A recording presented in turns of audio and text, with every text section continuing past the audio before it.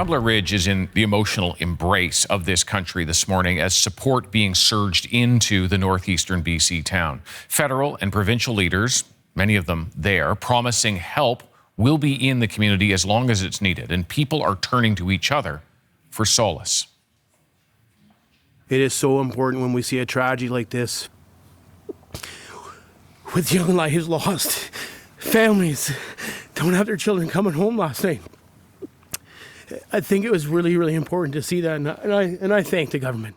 Everybody's going to be grieving in Tumbler Ridge, and we're one big family. And you know, I can't say that enough. We're one big family, and my biggest thing I'd like to say to the community of the family we have here is, lend your ear when somebody needs your ear.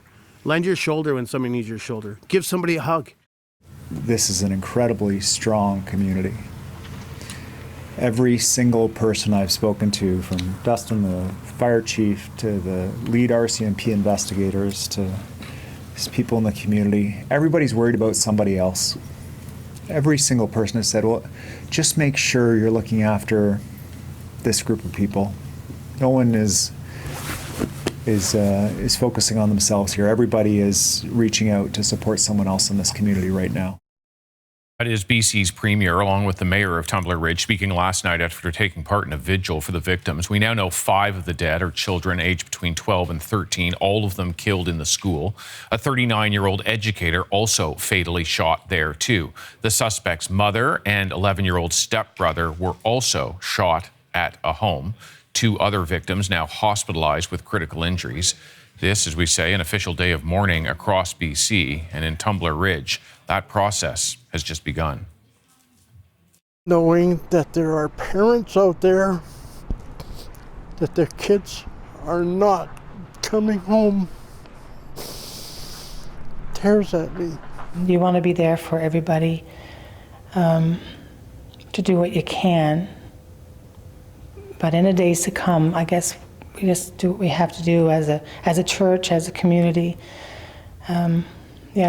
In Tumbler Ridge, we come together as a family, for sure. Stay strong, keep going. This won't take us down. The mine closures haven't. This won't either. This will be harder. This will hurt more. But we'll make it.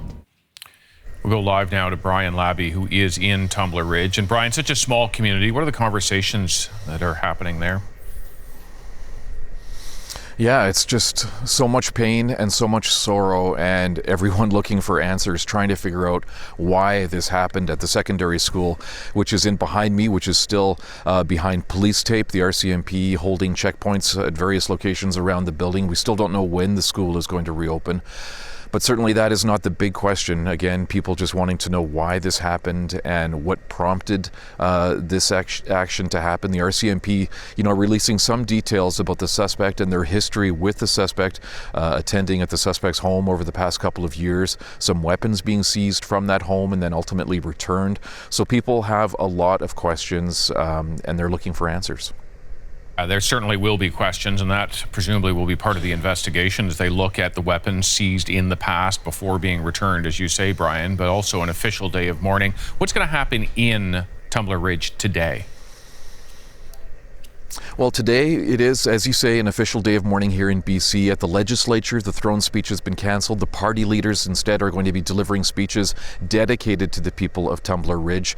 We referenced the vigil that was held last night. That was a private event. We were allowed to take some still pictures from a distance, but today they're looking at holding a more public event where people, more broadly will be allowed in to sort of document what's happening, what people are saying, and how just the community is coming together again.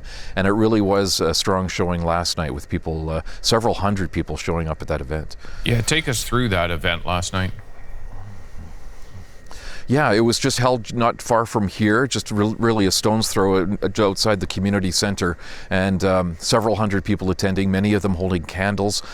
all of them standing very close together, and the emotions so raw. You heard from the mayor and the premier speaking shortly after that event, and they were getting choked up again. And people talking through that vigil were told from the mayor and the premier, talking about the people who obviously died, and then those who are still struggling to survive. 12-year-old Maya, who is in hospital outside of this community fighting for her life. Also a 19-year-old woman who was airlifted out of the community for some serious medical care as well.